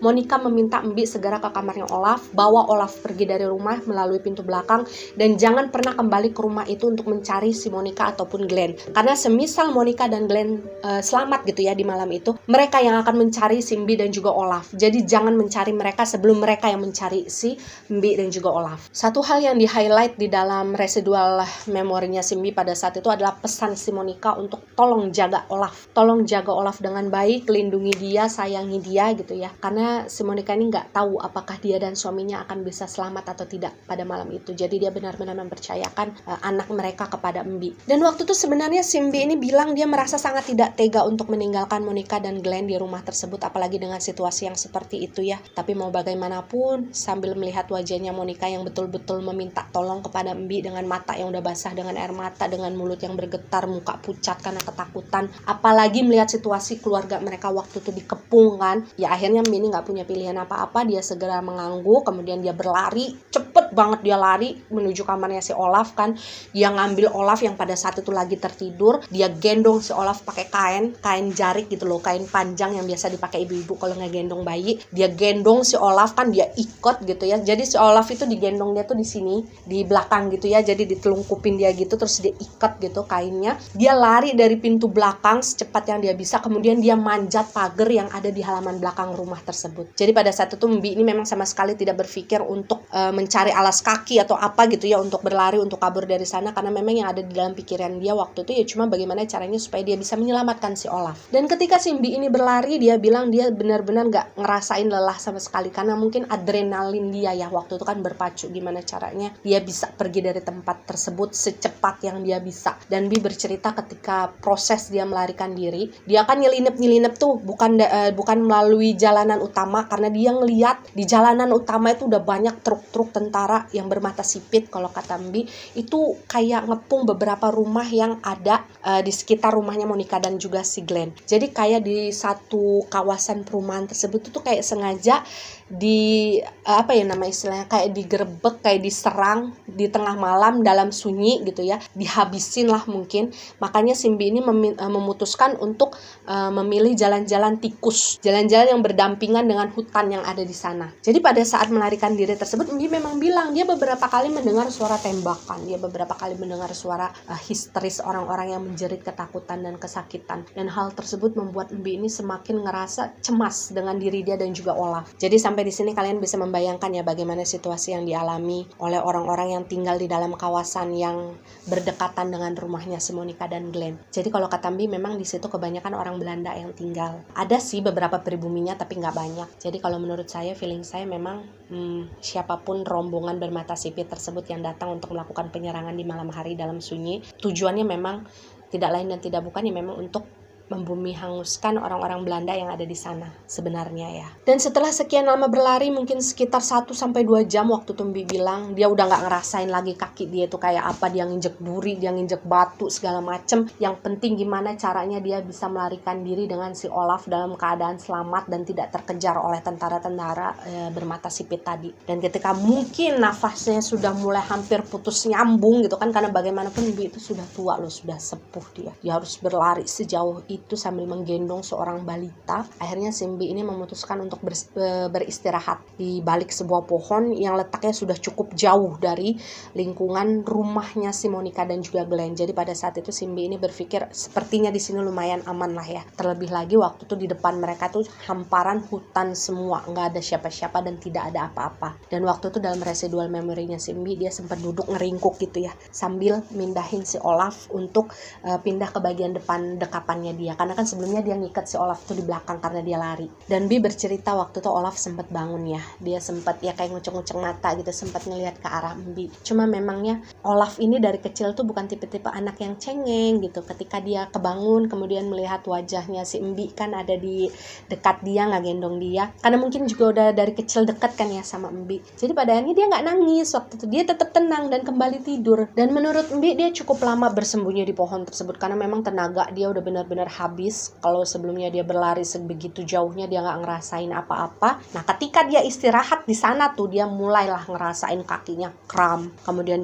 dia baru menyadari bahwa kakinya tuh penuh dengan luka karena dia nginjekin duri, dia nginjekin kerikil segala macam dia lewati ketika berlari. Dan barulah ketika hampir matahari mulai terbit, sudah subuh lah ya gitu, Bi ini merasa ada sebuah sorot lampu mobil yang menyorot ke arah tempat di mana dia dan Olaf bersembunyi. Dan waktu itu Simbi bilang dia sempat ngerasa ketakutan luar biasa karena waktu itu dia mengira sorot lampu tersebut itu berasal dari lampu truk-truk mobil yang dipakai oleh para tentara bermata sipit yang sebelumnya menyerang wilayah mereka. Waktu itu Mbi udah nunduk aja tuh karena dia udah nggak bisa ngapa-ngapain, dia mau lari juga udah bingung kan, dia takut sudah dikepung di sana. Jadi dia cuma bisa meluk Olaf gitu sambil nangis gitu, dia berdoa gitu kepada Gusti Allah buat diselamatin. Hingga pada akhirnya nggak lama ada seorang laki-laki yang turun dari pick up tersebut. Ternyata mobil yang menyoroti si Embi dan juga Olaf itu adalah sebuah pick up jadul gitu. Nah, ada laki-laki turun dari sana menghampiri si Embi sambil terburu-buru. Pria itu ngomong, ibu, ayo ikut sama saya, ayo barengan sama yang lainnya. Jadi kalau menurut Embi ya, pria yang datang menghampiri dia pada saat itu adalah orang yang berniat membantu, menolong Embi untuk pergi dari tempat tersebut. Karena ketika kemudian Embi itu melongo ke arah pick up yang dibawa oleh pria tadi, itu banyak lah ya, ada beberapa orang berdesak-desakan yang duduk di atas di atas pick up tersebut, di bagian belakangnya, di bagian bak belakangnya itu, yang ternyata mereka juga melarikan diri dari serangan para tentara bermata sipit. Dan waktu itu mungkin kebetulan pria yang membawa mobil tersebut melihat ada orang yang bersembunyi di balik pohon sambil menggendong seorang anak kecil kan. Jadi pria tersebut berinisiatif untuk berhenti dan menawarkan bantuan kepada Embi. Dan melihat hal tersebut, kemudian mendengarkan kisah yang diceritakan oleh pria tadi, ya tentu saja Embi ini ngerasa sangat bersyukur dong. Tanpa basa-basi dia langsung berdiri gitu ya, dengan kaki yang banyak lukanya, Masya Allah. Dia lari, dia ikut naik gitu ke atas pick up tersebut sambil tetap mendekap si Olaf dalam gendongannya. Jadi si Olaf itu sama sekali belum bangun dari tidur. Perjalanan yang ditempuh oleh semua orang yang melarikan diri dari wilayah tersebut di dalam pick up tadi ya, itu cukup panjang kalau kata Embi. Karena memang ketika kemudian matahari sudah mulai tinggi gitu ya, mungkin estimasi kalau misalkan jam itu udah sekitar jam 7 atau jam 8 pagi lah. Embi sudah menyadari bahwa mereka sudah sangat jauh dari tempat di mana Monica dan Glenn tinggal. Embi bilang waktu itu dia ngerasain sedih yang luar biasa karena dia ngerasa bahwa separuh hidupnya itu sudah tertinggal bersama Monica dan juga Glenn. Dia nggak pernah tahu nasib Monica dan Glenn itu berakhir seperti apa, selamatkah mereka atau tidak gitu kan, apa yang terjadi pada mereka. Dan waktu itu yang membuat Embi ini merasa paling sedih adalah ketika dia menatap wajahnya Olaf yang dia gendong di dalam dekapan kainnya. Itu si Embi itu kayak ngerasa apa ya, kasihan banget anak ini belum tahu apa-apa, dia masih sangat polos, usianya masih sangat muda, tapi harus sudah kehilangan orang tuanya. Cerita kemudian berlanjut ke tempat di mana kemudian Embi dan juga beberapa orang yang melarikan diri pada saat itu untuk sementara tinggal ya. Jadi mereka ini kemudian pada akhirnya sampai di sebuah lahan pemukiman sebenarnya, tapi nggak terlalu ramai dan tidak terlalu baik juga, karena kalau yang terlihat dari residual memorinya itu cukup gersang ya, agak kotor, agak kumuh, tapi memang di sekitaran wilayah tersebut ada sebuah anak sungai yang mengalir dan airnya sangat jernih. Dan di wilayah pemukiman tersebut sudah ada beberapa kepala keluarga yang lebih dulu tinggal. Jadi seperti ini ya, kemungkinan gini. Wilayah itu adalah wilayah yang sudah terbiasa dijadikan sebagai tempat pelarian dari orang-orang yang ingin menyelamatkan diri setiap kali ada agresi atau perebutan wilayah ya. Jadi memang ketika rombongannya si Embi itu datang, beberapa orang yang cukup banyak gitu kan dengan pick up tersebut datang ke wilayah tersebut, orang-orang yang sudah lebih dulu tinggal di sana, yang cowok-cowoknya nih ya, yang laki-lakinya itu langsung sibuk nih berusaha untuk membantu, kayak membangun tenda, membangun gubuk-gubukan kecil gitu untuk orang-orang yang melarikan diri tadi itu tinggal sementara yang ibu-ibunya ini yang membantulah, kayak sekedar memberikan makanan gitu ya, kayak sekedar memberikan perhatian gitu kepada mereka. Walaupun kata Embi waktu itu ya adalah beberapa orang yang terlihat ya cuek aja dengan kedatangan mereka, karena mungkin mereka juga udah capek ya dan kehidupan mereka sendiri. Dan ketika mungkin orang-orang yang ada di pemukiman tersebut melihat Embi ini datang sambil menggendong sesosok balita gitu ya di dalam kain jarik yang dia pakai, pada akhirnya Embi ini diberikan sebuah keistimewaan lah ya. Jadi beliau ini diberikan tenda terlebih dahulu, kayak tempat tinggal sementara, tapi dibuat dari kayak tenda pramuka yang dari terpal gitu loh, yang di dalamnya paling hanya bisa ditidurin antara 2-3 orang aja lah. Dan itu alasnya masih tanah loh, tanah merah yang kering. Jadi waktu itu si Embi diberikan tempat tinggal tersebut untuk sementara gitu. Dan untuk tempat tidurnya si Olaf, karena kan kasihannya si Olaf masih kecil, masih balita gitu, nggak mungkin dia ditaruh di atas tanah begitu saja untuk dia tidur. Akhirnya si Embi ini nyari lah bekas jerami, bekas-bekas jerami kalau orang habis panen padi itu loh, kalian tahu ya. Nah, beliau mencari jerami tersebut, kemudian beliau bawa ke dalam tendanya, beliau ditumpuk di dalam tenda itu, maksudnya supaya empuk gitu. Kemudian di bagian atasnya beliau ini mengambil sisa-sisa daun pisang yang ada di hutan sekitar itu, kemudian dia tumpuk, dia alasin supaya nggak terlalu gatel kalau misalkan Olaf tidur di situ. Dan memang Embi itu hanya membuat tumpukan jerami dengan daun pisang itu hanya sebagian dari tenda ya, jadi memang hanya khusus Olaf saja. Sementara kalau si Embi dia benar-benar tidur di atas tanah, jadi cuman benar-benar hanya istilahnya kayak dijarakin oleh baju yang dia pakai aja. Dan beberapa hari setelah tinggal di pemukiman darurat tersebut, kenapa saya bilang darurat, karena memang segala sesuatu yang ada di sana terkesan darurat ya, bahkan untuk kamar mandi pun mereka tidak punya. Jadi mereka melakukan segala sesuatu, buang hajat atau mandi atau apapun itu benar-benar di aliran sungai yang ada di dekat mereka. Dan setelah beberapa hari berlalu, barulah orang-orang yang berada di tempat tersebut berusaha untuk membuka diri ya, mulai bersosialisasi antara satu sama lain. Mereka mulai bertanya gitu, mencari tahu tentang latar belakang dari orang-orang yang mau nggak mau menjadi tetangga mereka gitu kan ya, menanyakan kamu asalnya dari mana, apa yang terjadi sama kamu gitu. Hingga kemudian orang-orang yang ada di sana juga mengetahui bahwa selama ini anak kecil balita yang selalu digendong oleh Embi, dibawa dia ke sana kemari, itu adalah seorang anak Belanda yang bernama Olaf. Dan kata Embi ya, mungkin karena waktu itu Olaf juga anaknya lucu, nggak cengeng, anteng. Jadi orang-orang yang ada di pemukiman tersebut, terutama yang ibu-ibunya ya, itu seneng sama si Olaf gitu. Jadi sering ngajakin Olaf bercanda, sering ngasih makanan-makanan ringan kepada si Olaf. Cuma memang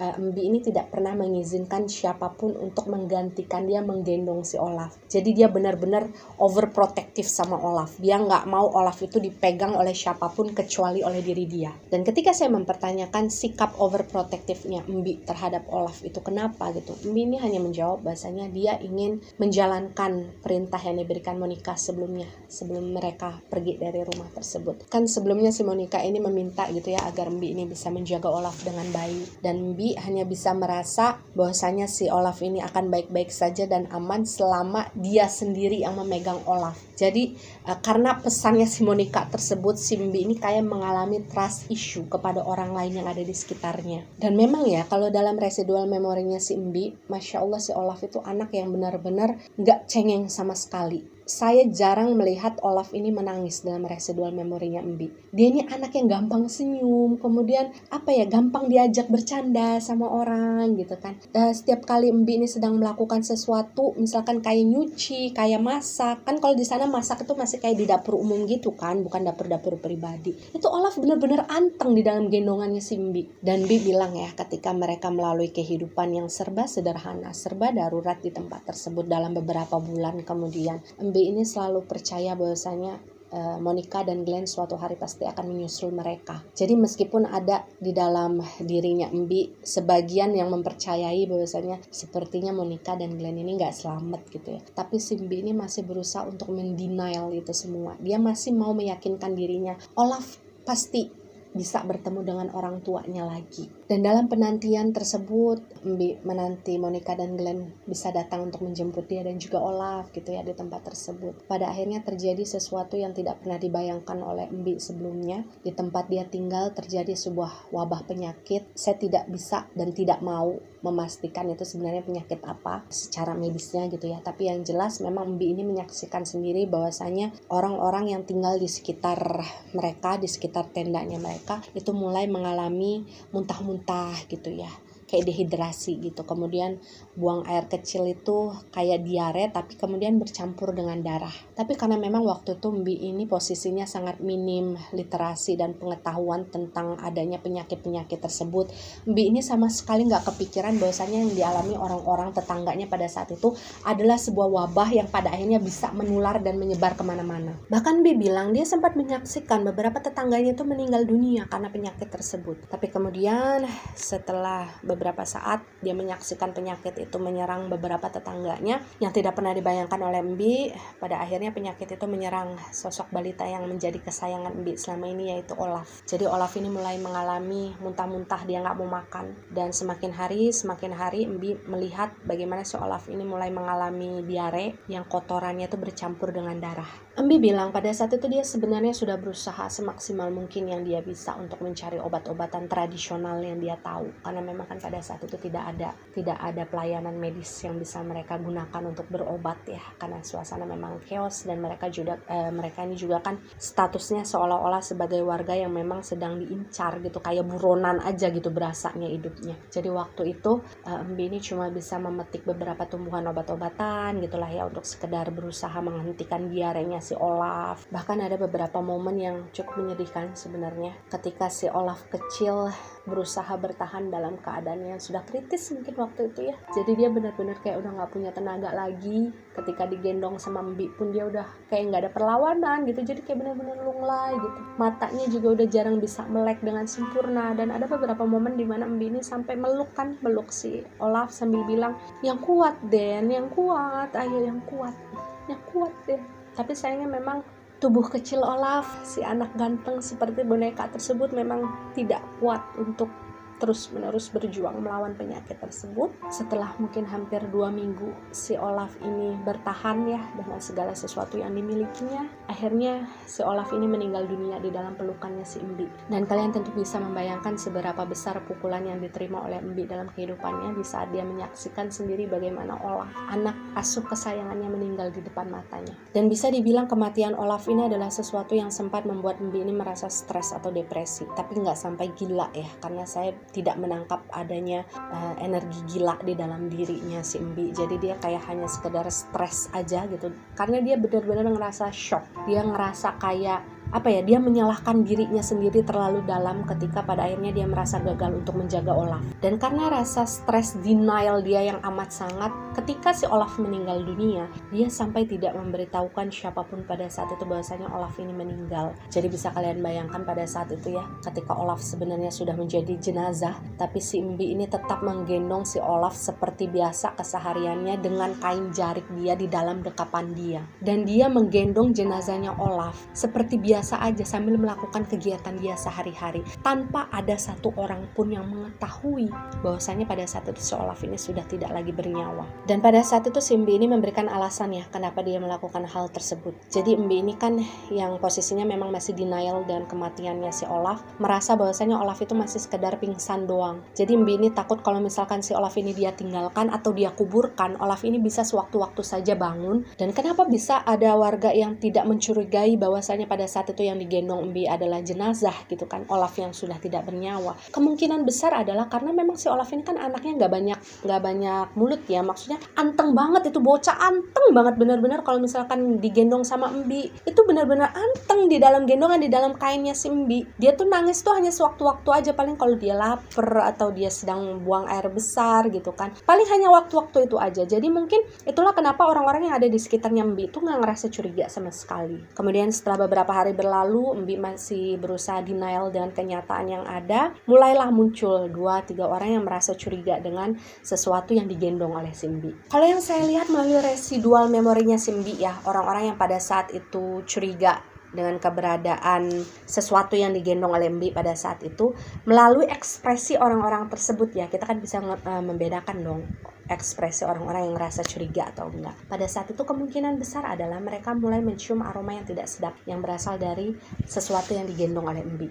Dan waktu itu orang-orang tersebut ya sekitar atau 2-3 orang lah yang saya lihat, 1 orang laki-laki dewasa, yang 2 orang adalah ibu-ibu, waktu itu menghampiri Mbi dan bertanyanya sebenarnya masih baik-baik aja gitu, nggak nuduh gitu ya, masih sekedar nanya, "Ibu, kok saya udah berapa hari ya nggak ngeliat Olaf gitu?" Karena mungkin memang walaupun si Olaf ini anaknya anteng, tapi kan kalau dulu ketika si Olaf ini masih hidup, sesekali masih lah dibiarkan oleh si Mbi itu untuk turun ke tanah gitu ya, main gitu, menyaksikan segala sesuatu yang terjadi di sekitar dia. Tapi saat si Olaf sudah tiada, saat si Olaf ini diam-diam sudah meninggal dunia, mereka mungkin merasa bahwasannya saya kok nggak ngeliat Olaf lagi gitu ya, saya nggak pernah melihat anak kecil itu lagi main di sekitaran sini. Terlebih lagi ketika kemudian mereka merasa bahwasanya dari gendongan yang Mbi selalu bawa kemana-mana itu mulai muncul aroma yang gak sedap. Tapi waktu itu Mbi ini gak ngejawab apa-apa. Yang saya lihat dari residual memorinya, Mbi ini sama sekali tidak memberikan jawaban. Setiap kali ada yang menanyakan aroma tersebut, si Mbi ini kayak cuman nggak tahu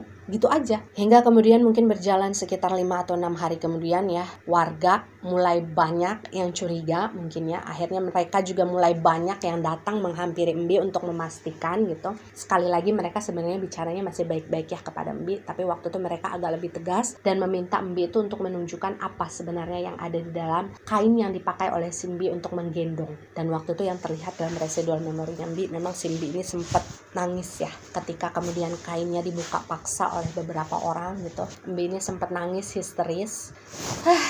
sedih sih sebenarnya, apalagi ketika melihat ekspresi orang-orang yang terlihat sangat shock dan kaget ketika melihat isi dari kain gendongannya si Mbi. Jadi pada saat itu saya tidak perlu menceritakan kepada kalian secara detail seperti apa kondisi jenazahnya si Olaf yang waktu itu disembunyikan beberapa hari di dalam kain gendongannya Mbi. Kalian bisa searching lah di Google bagaimana kondisi kondisi jenazah setelah 4-5 hari dibiarkan begitu saja tanpa dimakamkan. Yang jelas pada saat itu orang-orang yang mengetahui hal tersebut langsung merasa shock, kaget. Tapi yang saya salutkan kepada orang-orang tersebut adalah tidak satupun di antara mereka yang berusaha untuk menjudge Mbi, apalagi menyalahkan Mbi gitu ya, apalagi sampai mukulin Mbi, nuduh segala macam gitu. Enggak, mereka benar-benar menunjukkan rasa simpati mereka sama Mbi. Mereka berusaha untuk menenangkan si Mbi karena mungkin pada dasarnya mereka tahu bahwasanya Mbi ini sangat menyayangi si Olaf, dan mungkin saat menerima kenyataan Olaf itu meninggal dunia karena wabah penyakit itu adalah sesuatu kenyataan yang sangat sulit diterima oleh si Mbi. Jadi ketika kemudian warga tahu bahwasanya yang digendong oleh si Mbi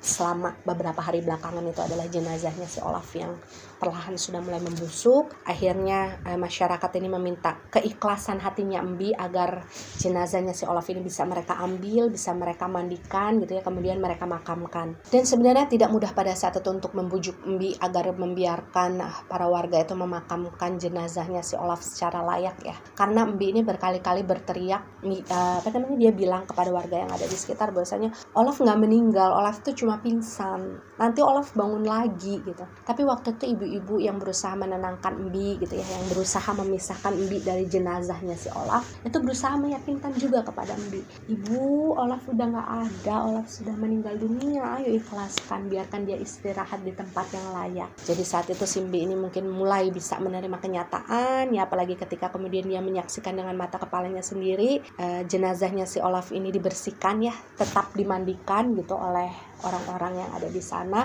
Memang jaraknya tidak terlalu jauh dari tempat di mana si Mbi ini ditenangkan gitu, jadi dia masih bisa melihat dengan jelas bagaimana jenazahnya Olaf yang waktu itu sudah tidak terlalu bagus lagi itu dimandikan, kemudian dibungkus dengan kain jarik ya, karena pada saat itu kemungkinan besar agak sulit bagi mereka untuk menemukan kain kafan, karena waktu itu mungkin memang si Olaf ini kan belum meskipun orang tuanya adalah Nasrani mungkin ya, cuman orang-orang yang memakamkan jenazah Olaf pada saat itu ya berpikir bahwasannya ya namanya orang yang sudah meninggal dunia, mereka juga berhak dimakamkan dengan layak gitu ya. Meskipun pada saat itu si Olaf ini dimakamkan dengan tata ritual yang biasa dilakukan kepada orang muslim, ya saya percaya bahwasanya apa yang dilakukan mereka pada saat itu adalah hal yang terbaik bagi Olaf, dan kita patut menghargai itu tanpa harus menjudge. Dan sampai di sanalah kemudian kisah Mbi dan juga Olaf ini berakhir untuk selamanya. Mau gak mau Mbi memang harus mengikhlaskan kepergian Olaf. Dia juga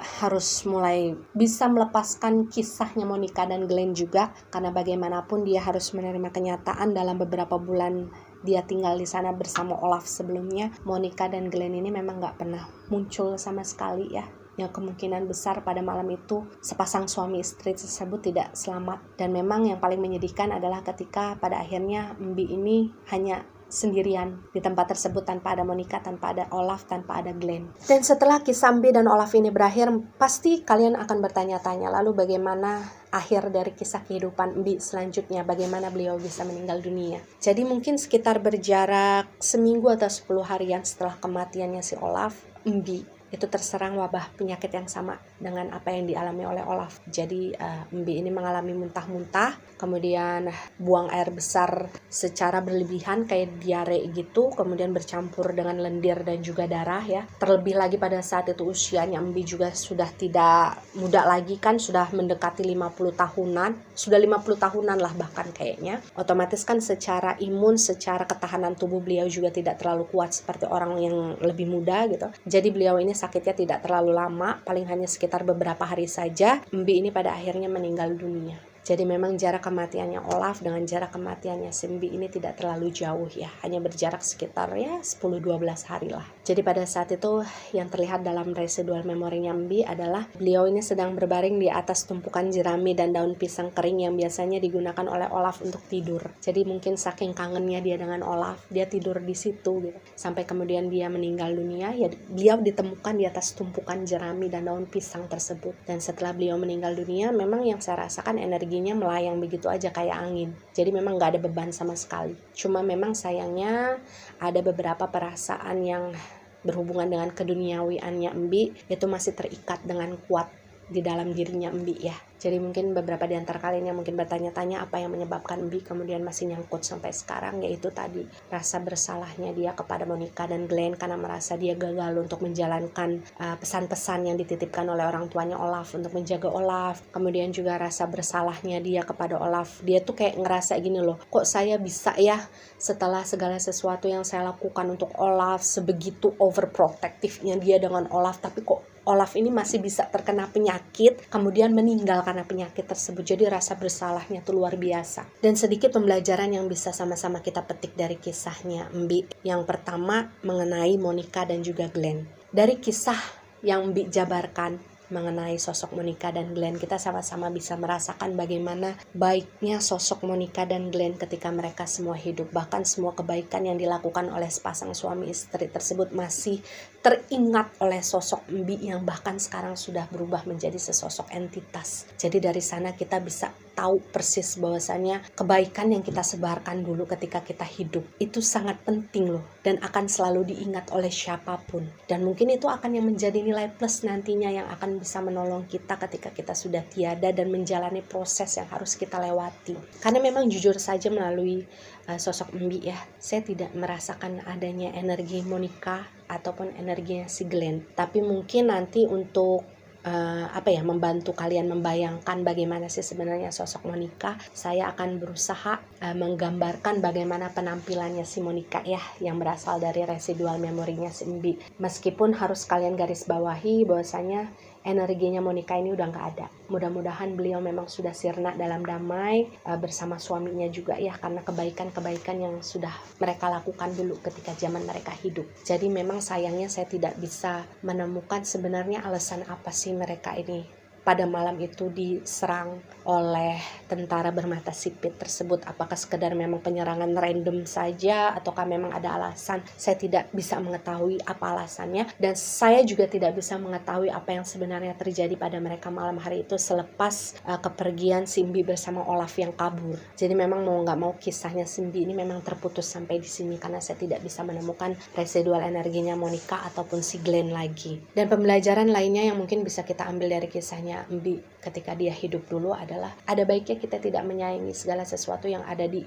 muka bumi ini dengan terlalu sepenuh hati. Maksudnya gini, kita harus ingat bahwasanya apapun yang kita miliki, entah itu orang, entah itu barang gitu, itu adalah sesuatu yang dititipkan oleh Tuhan kepada kita, dan sewaktu-waktu titipan tersebut bisa diambil. Kita sama sekali tidak memiliki hak prerogatif atas hal tersebut, itu adalah haknya Tuhan. Jadi kalau misalkan kita sayang terhadap sesuatu, kita jangan sampai lupa bahwasanya sesuatu yang kita sayangi itu adalah haknya Tuhan. Dan sewaktu-waktu kalau hak tersebut diambil oleh Tuhan, kita nggak boleh marah, kita nggak boleh ngerasa kita nggak boleh menyalahkan diri kita sendiri, karena ya kita ini cuma dititipin aja. Sama seperti hal yang dialami oleh Simbi ketika Olaf diambil oleh Tuhan. Embi mungkin merasa bahwasanya Olaf itu adalah segala-galanya bagi dia.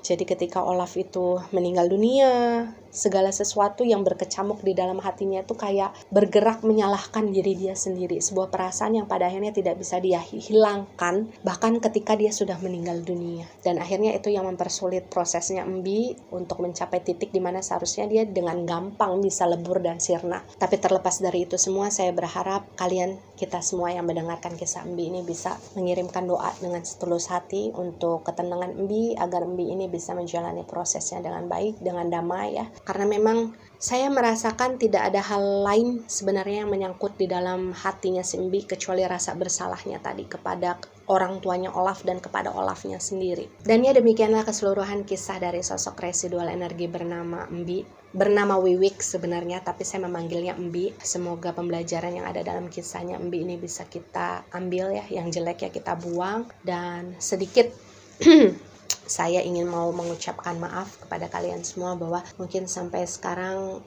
jadwal upload saya masih berantakan ya. Karena memang sebetulnya hari ini pun ketika saya syuting, itu beberapa menit sebelum saya syuting, anak saya ada yang jatuh, kepalanya benjol. Tapi mungkin ya namanya saya harus tetap profesional, harus ada video yang saya persembahkan kepada kalian semua karena sudah hampir 2 minggu saya off. Saya juga tidak bisa egois. Setelah mendapatkan pertolongan pertama lah ya anak saya memutuskan untuk syuting dulu beberapa saat. Nanti setelahnya saya mungkin akan memeriksakan kondisi anak saya minta doanya supaya anak saya nggak kenapa-napa, supaya saya dan keluarga saya juga bisa selalu sehat dan selalu berada dalam lindungan Tuhan. Doa yang sama juga untuk kalian semua, amin. Dan untuk kalian yang masih menunggu edisi rekam misteri, mohon bersabar ya, karena memang edisi rekam misteri itu ada satu kesulitan tersendiri. Yang pertama adalah kadang untuk menyusun skripnya itu agak susah, karena memang kan orang yang mengirimkan cerita kepada saya itu terkadang susunan ceritanya tuh masih belum terlalu runut gitu ya. Jadi saya harus merunutkan dulu secara teliti, dan terkadang tuh ceritanya kan panjang-panjang ya.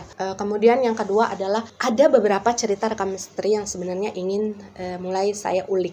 Sudah ada beberapa skrip walaupun belum jadi semua. Tapi sayangnya, bukan sayangnya sih, tapi sebagai informasi, energi yang berada di dalam cerita rekam misteri tersebut ternyata cukup ganas. Dan yang mengerikan adalah ada sebuah cerita, itu energinya sampai meneror ke rumah saya.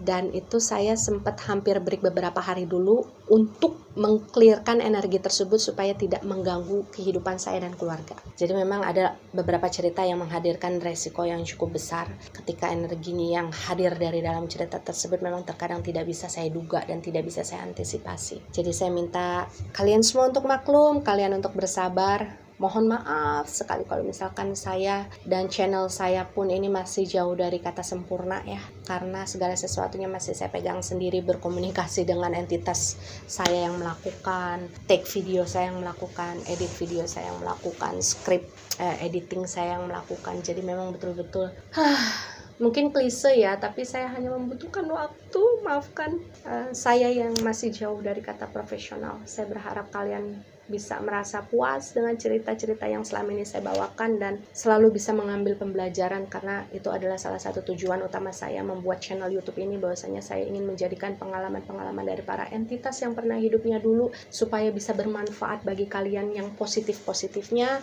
dan bisa menjadi kayak semacam peringatan bagi kalian semua di bagian yang negatif-negatifnya.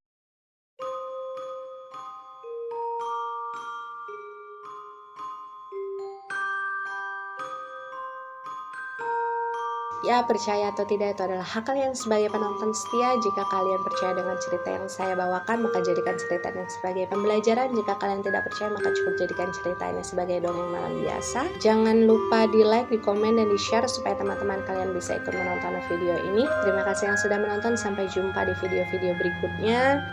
Wassalamualaikum warahmatullahi wabarakatuh. Bye-bye. Sehat selalu kalian semua. Tuhan melindungi. Amin.